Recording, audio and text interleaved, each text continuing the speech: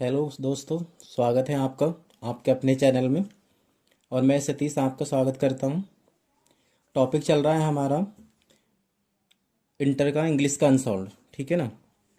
दो तीन सेट हम हाई स्कूल के करा चुके हैं, बट अब इंटर के करा रहे हैं। ठीक है। तो ये सेट चल रहा है हमारा 316 DG 2019 के सेट चला रहे हैं हम। सेक्शन ए हम पिछली वीडियो में करा चुके हैं। जो नए बच्चे इस वीडियो के माध्यम से जुड़े हैं वो हमारी पिछली वीडियो को देखकर सेक्शन ए को समझ सकते हैं। ठीक है। तो आज जो हमारा चलेगा वो सेक्शन बी चलेगा, जो ग्रामर का पोर्शन है। मैंने पहले ही बताया था आपको, ये टोटल ग्रामर का पोर्शन है। तो इसको सॉल्व करेंगे। ठीक है ना। तो सब लोग जुड़ जाइए जल्दी से। सेक्शन बी, क्वेश्चन नंबर 9 का A, change any one of the following sentence. किसी एक निम्नलिखित वाक्यों में से किसी एक को परिवर्तित करो into indirect form of speech. यानी कि बच्चों ये क्या है, आपकी डायरेक्ट स्पीच है और हमें इसको क्या बनाना है, इनडायरेक्ट बनाना है। इनडायरेक्ट में इसको चेंज करना है। ठीक है। तो डायरेक्ट सब जानते होंगे, जो लोग नहीं जानते हैं वो आज समझ लीजिए। ठीक है।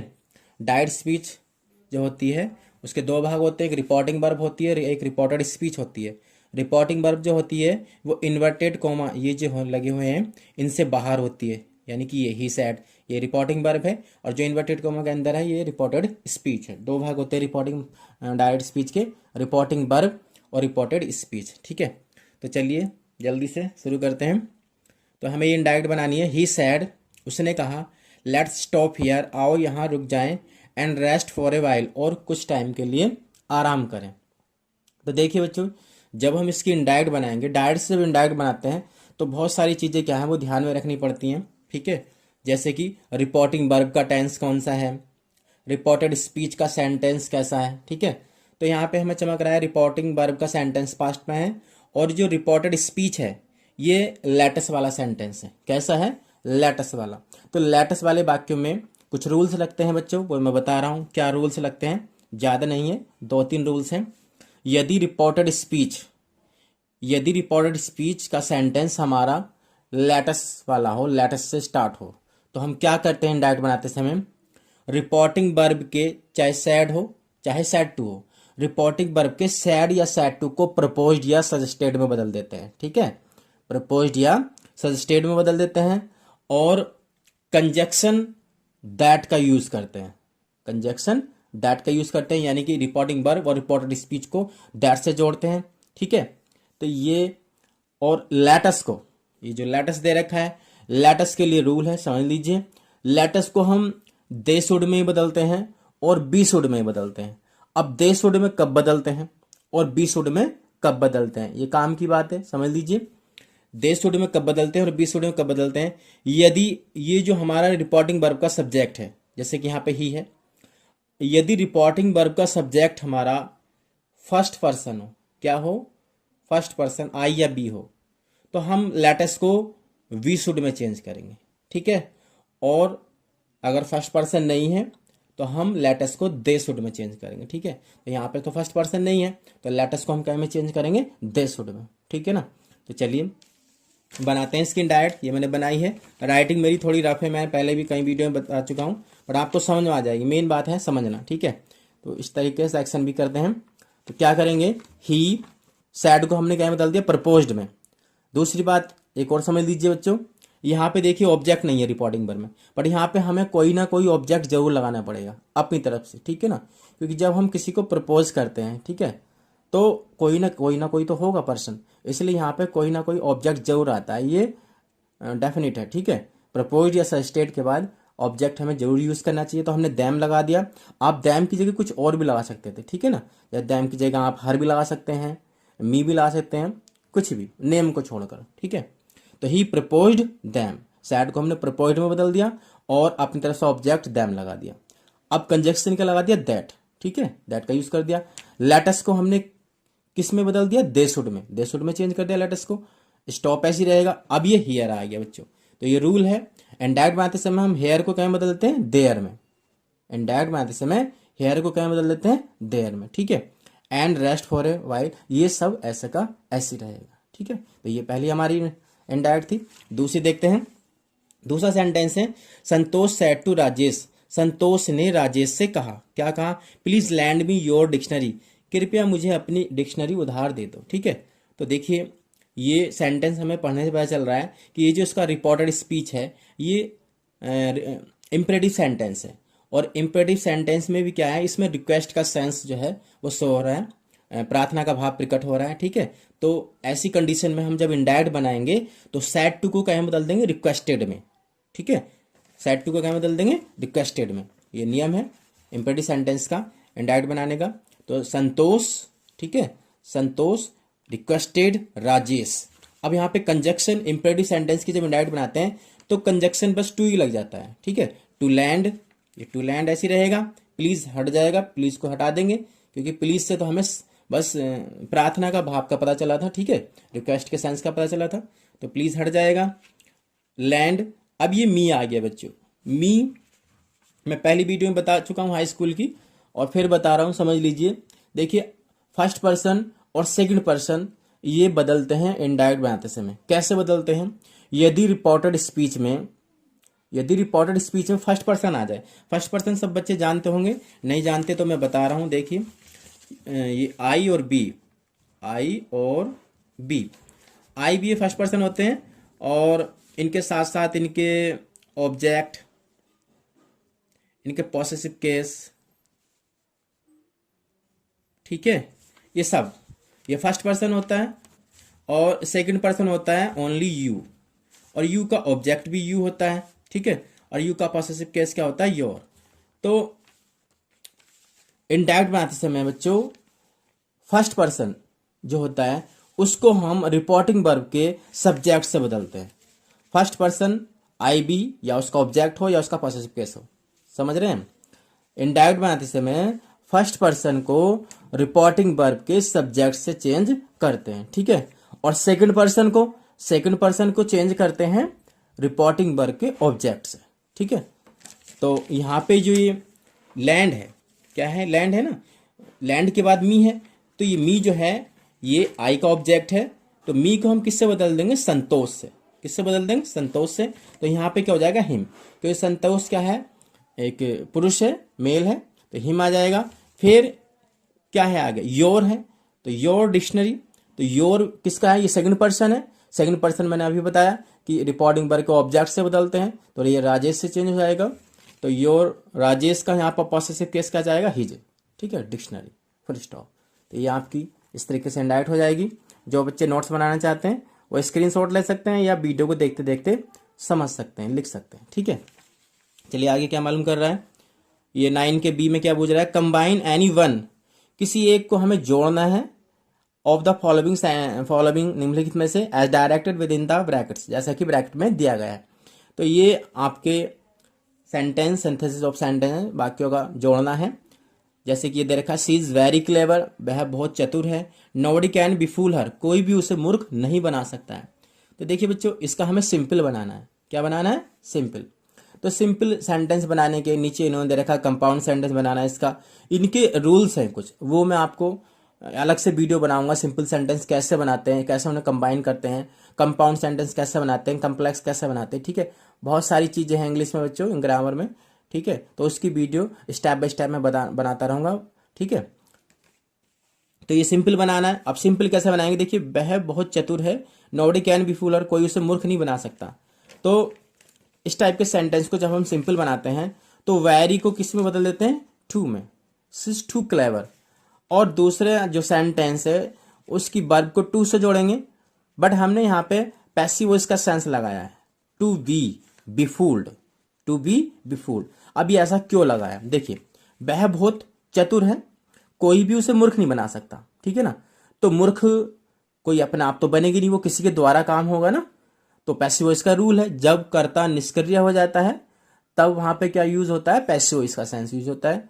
तो मूर्ख तो कोई और बनाएगा, किसी और के द्वारा बनाया जाएगा, इसलिए यहाँ पे हम पैसिव वॉइस का भाव देंगे, पैसिव वॉइस का सेंस लगाएंगे, और टू के बाद बी लगाना पड़ता है। ठीक है ना, कहीं भी अगर आप पैसिव वॉइस का भाव लगाना चाह रहे हैं और टू के बाद आप पैसिव वॉइस का भाव लगाना चाह रहे हैं तो टू के बाद बी जोड़ना पड़ता है, और वर्ब की थर्ड फॉर्म तो आती है पैसिव वॉइस में, ये निश्चित है। ठीक है, तो she is too clever to be fooled.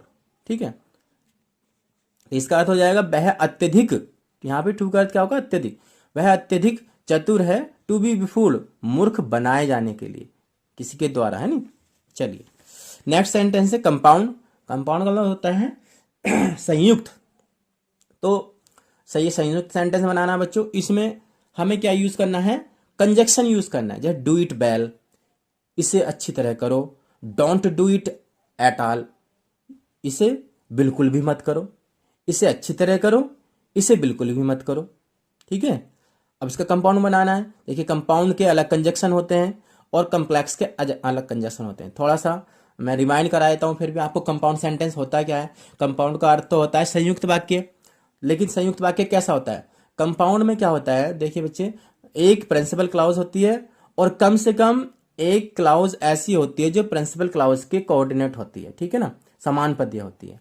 तो यहाँ पे क्या होता है, अगर मैं आम भाषा में कहूं, जब हम कंपाउंड सेंटेंस बनाते हैं तो कंपाउंड सेंटेंस बनाते समय दोनों क्लाउज में से एक भी एक दूसरे के ऊपर डिपेंड नहीं होती है। ठीक है ना। जब हम इसका कंपाउंड सेंटेंस बनाएंगे तो यहाँ पे आप कंजक्शन का यूज करेंगे।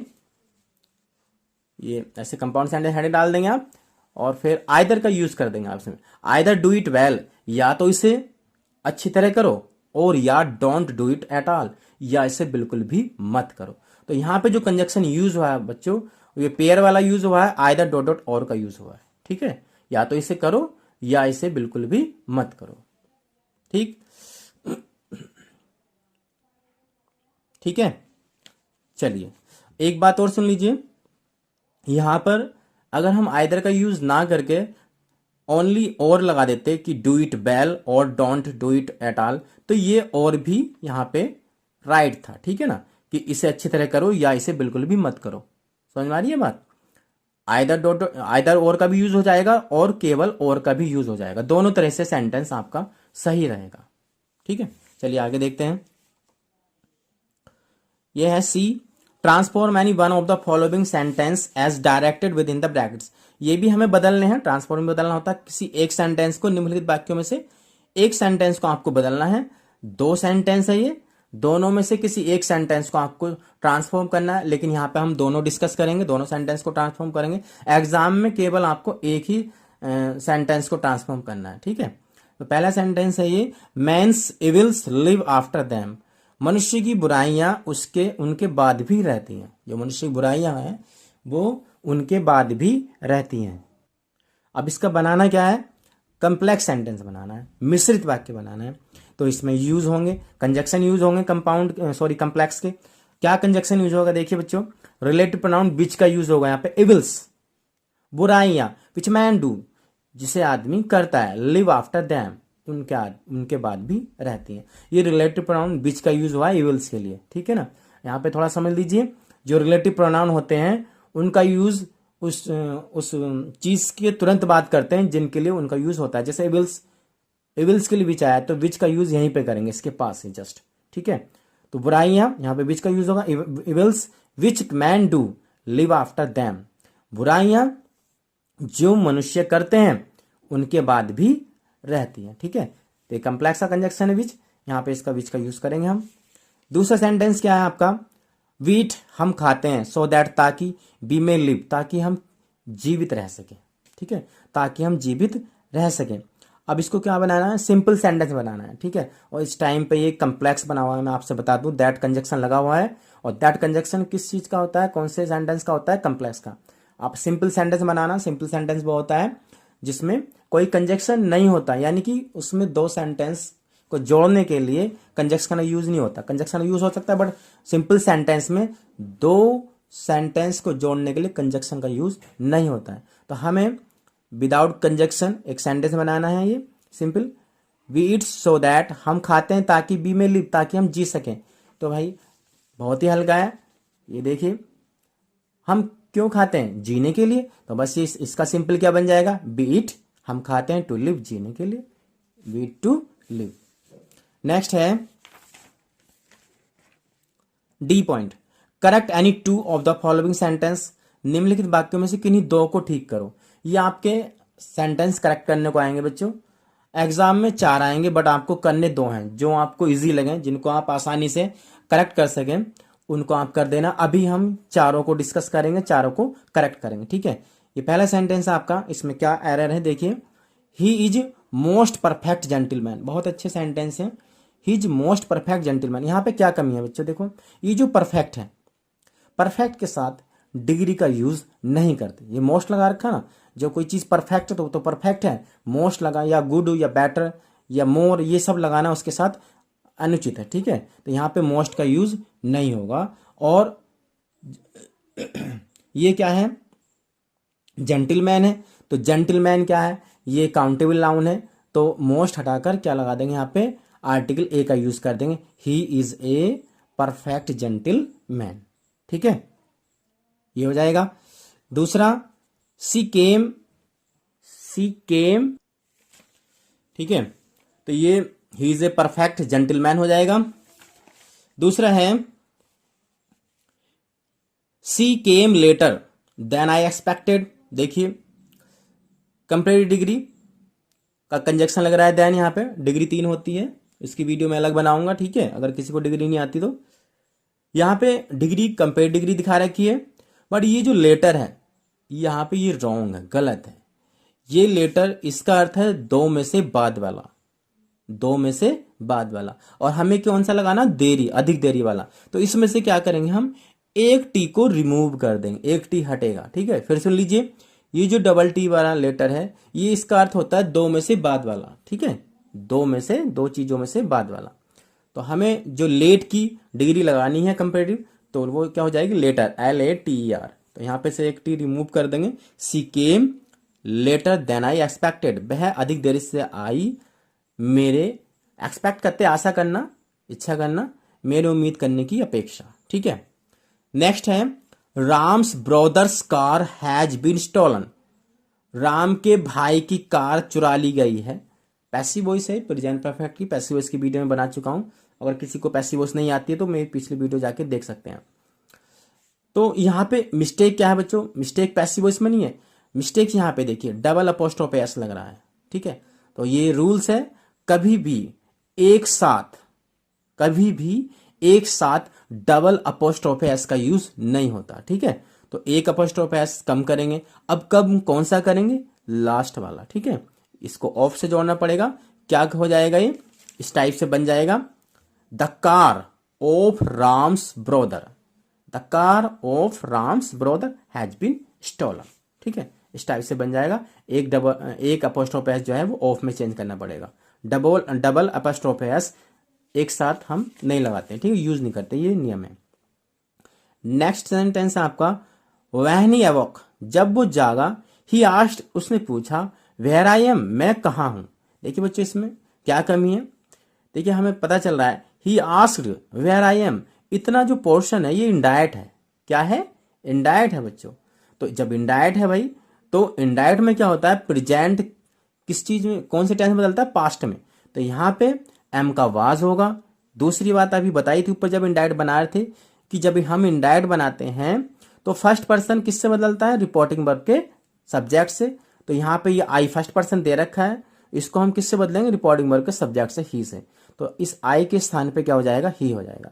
तो ये हो जाएगा when he awoke, he asked where he was, ठीक है। तो ये आपके सेंटेंस थे जो करेक्ट करने हैं, 2 करने एग्जाम में, अभी हमने चारों समझाए आपको। क्वेश्चन नंबर 10 का A, use any 3 of the following idioms and phrases in your own sentence so as to bring out their meaning clearly. देखिए ये आपके इडियम्स और फ्राजेज हैं। तो फ्रेजेज और इडियम्स आते हैं बच्चों, ये 3 करने हैं आपको, 5 में से केवल 3। अब करने कैसे हैं देखिए, ये कह रहे हैं use any 3 of the following idioms phrases in your own sentence. इनमें से 3 इडियम्स या फ्रेजेस का यूज आपको अपने सेंटेंस में करना, ठीक है ना। तो हम यहाँ पे 3 का नहीं 5 का यूज करेंगे, तो सही से समझेंगे। इनको करने का तरीका कुछ नहीं है, बस आपको इनका मीनिंग पता होना चाहिए। जिस बच्चों को मीनिंग पता है वो उसको सेंटेंस में आसानी से यूज कर सकता है, ठीक है ना। चलिए, जैसे कि ये पहला आपका इडियम्स है कट एंड राइट। इस टाइप से आप क्या करेंगे, ए का फर्स्ट डाल के हेडिंग डाल लेंगे, ठीक है, कट एंड राइट, और इसका यूज हम कर देंगे। तो इसका मीनिंग है cut and right. Cut and right का मतलब होता है बच्चों अपरिवर्तनीय, अपरिवर्तनीय। अपरिवर्तनीय उसे कहते हैं जिसमें परिवर्तन ना किया जा सके, ठीक है, जिसमें परिवर्तन ना किया जा सके। तो इसका बस यूज कर देंगे। बहुत सारे सेंटेंस, लाखों हजारों सेंटेंस बन सकते हैं, ठीक है। मैंने एक बनाया है, the rules of grammar are cut and dried. Grammar के जो रूल्स हैं वो कट एंड ड्राइड है, ठीक है, अपरिवर्तनीय है। तो ये बना दिया। और भी बहुत सैकड़ों तरीके के सेंटेंस बन सकते हैं। दूसरा आपका जो है ये फ्रेजल वर्ब है, ब्रेकआउट। ब्रेकआउट माने होता है लगना या आरंभ होना या फैलना, ठीक है, इसका अर्थ होता है। तो इसका मीनिंग यही है ब्रेकआउट का। तो इसका यूज कर देंगे, the fire broke out in the blaze. आग गांव में लग गई या आग गांव में फैल गई। बहुत इजी है। नेक्स्ट है to play fast and loose. इसका अर्थ होता है बच्चों धोखा देना। क्या होता है? धोखा देना। To play fast and loose, धोखा देना।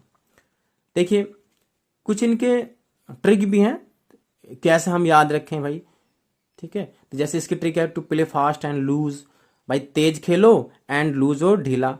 भाई कभी आप तेज खेल लें कभी ढीला खेल लें तो इसका मतलब आप क्या कर रहे हैं? धोखा दे रहे हैं। तो इस तरीके से कुछ ट्रिक भी होती हैं। वैसे इडियम फ्राज की कोई ट्रिक नहीं होती, बट मैं बता रहा हूँ आपको, इससे जो है याद करने में आसानी हो जाएगी। तो इसका अर्थ है धोखा देना। तो ये इसके भी बहुत सेंटेंस बन जाएंगे। मैंने इसी को सब्जेक्ट बना दिया, to play fast and loose is not a good habit. धोखा देना एक अच्छी आदत नहीं होती। इसी को मैंने सब्जेक्ट बना दिया। हमें तो मीनिंग क्लियर करना है, ठीक है, चाहे कैसा सेंटेंस बना दो। By and large. By and large का अर्थ होता है बच्चों सामान्यतः, ठीक है। तो ये ऐसे बना देंगे आप, by and large it does not rain here.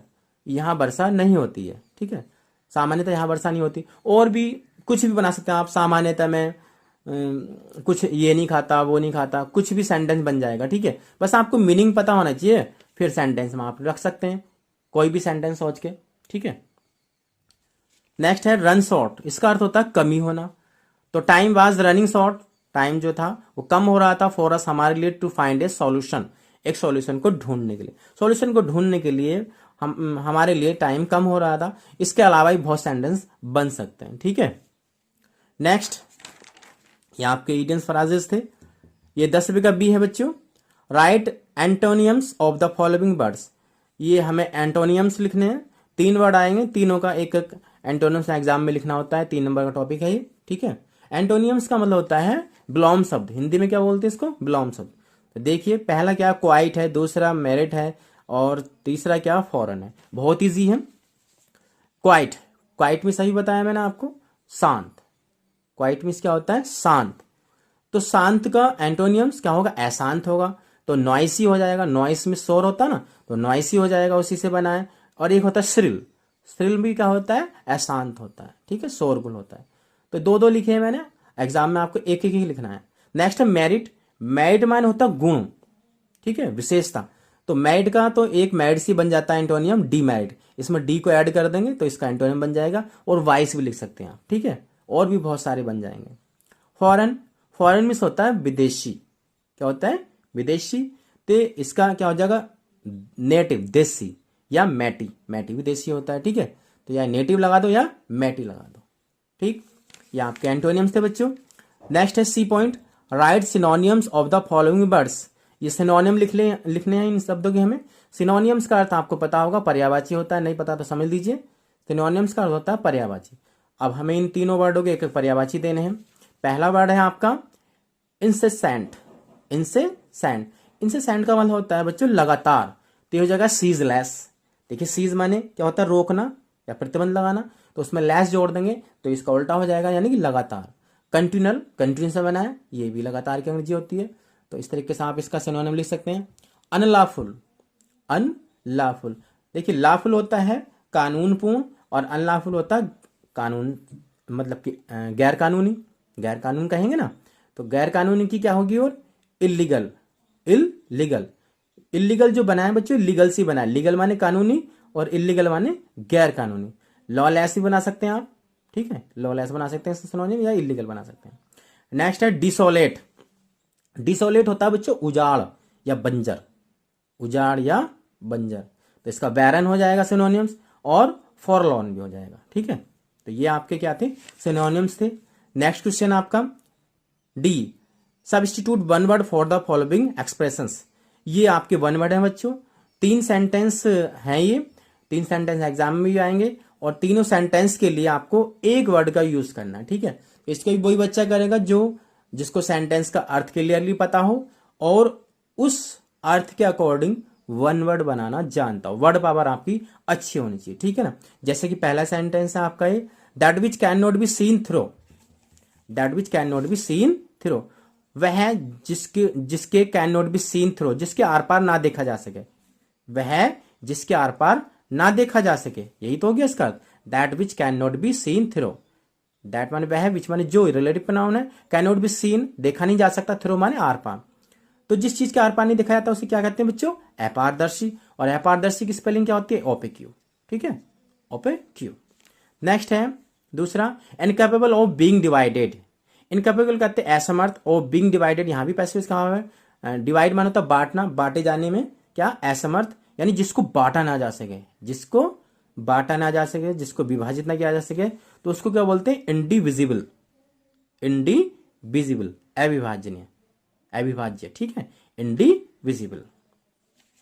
Next आपका है, नेक्स्ट वन वर्ड है बच्चों आपका, of one mind of opinion, of one mind of opinion, of one mind एक मन का, ऑफ ओपिनियन विचार से, यानी विचार से एक मन का, विचार से एक मन का, यानी कि आप कह सकते हैं एक विचार का, तो उसको हम सर्वमत कह सकते हैं ना, जैसे सबने एक विचार बना लिया, तो इसको हम क्या कह सकते हैं, सर्वसम्मत, क्या कह सकते हैं हम, सर्वसम्मत या एक मत, या एक मत, of one mind of opinion, ठीक है। इसका अर्थ क्या होता है, एक मत या सर्वमत। तो इसके लिए एक स्पेलिंग होती है अनएनिमाउस, क्या होती है बच्चों, अनएनिमाउस।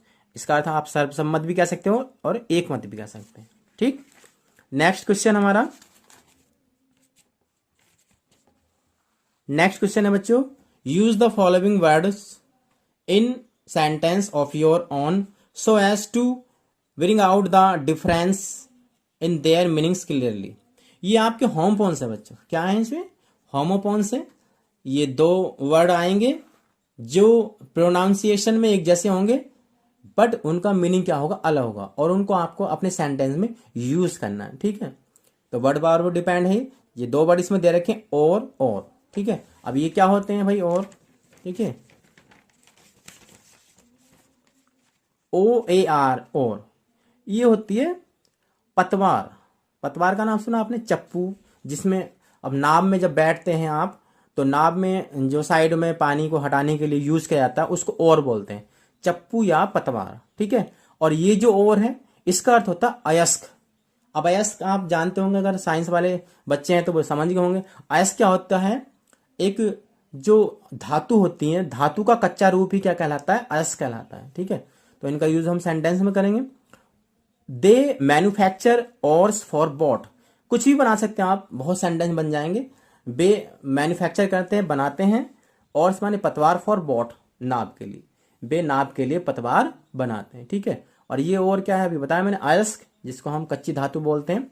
तो और इज नेचुरल रॉक, और जो होता है अयस्क जो होता है वो एक नेचुरल रॉक होता है, प्राकृतिक रॉक मीन्स चट्टान। जो अयस्क होते हैं ना बच्चों, वो खोदे जाते हैं, चट्टानों से निकलते हैं, ठीक है, चाहे किसी भी धातु का हो। तो और पे एक सेंटेंस बन जाएगा, और इज नेचुरल रॉक। और क्या होता है, एक नेचुरल रॉक होता है, प्राकृतिक चट्टान होती है। और भी आप सैकड़ों सेंटेंस बना सकते हैं, जैसे किसी भी लोहे का अयस्क का नाम लिख सकते हैं आप, Fe2CO3 इज द और ऑफ आयरन, इस टाइप से आप सेंटेंस बना सकते हैं, ठीक है ना। साइंस वाले बच्चे तो बहुत इस पे सेंटेंस यूज कर सकते हैं, ठीक है। तो ये आपका क्वेश्चन नंबर ई था। अब ये जो क्वेश्चन नंबर 11 है बच्चों, स्टोरी, ये वीडियो लंबी हो जाएगी, ठीक है। तो ये स्टोरी मैं नेक्स्ट वीडियो में बनाऊंगा, ठीक है। जो बात आपको अगर इस वीडियो में ना समझ आई हो तो आप मुझे कमेंट करके पूछ सकते हैं, वैसे मैंने कुछ इसमें छोड़ा नहीं है, ठीक है। तो अगर ये स्टोरी आपको समझनी है तो नेक्स्ट वीडियो का इंतजार कीजिए, ठीक है। तब तक के लिए आपका बहुत बहुत धन्यवाद, ठीक है। और अगर भाई ये वीडियो आपको पसंद आया हो तो हाँ, इसको लाइक कीजिए और अपने फ्रेंड्स में शेयर कीजिए और हमारे चैनल को सब्सक्राइब कीजिए, ठीक है। धन्यवाद।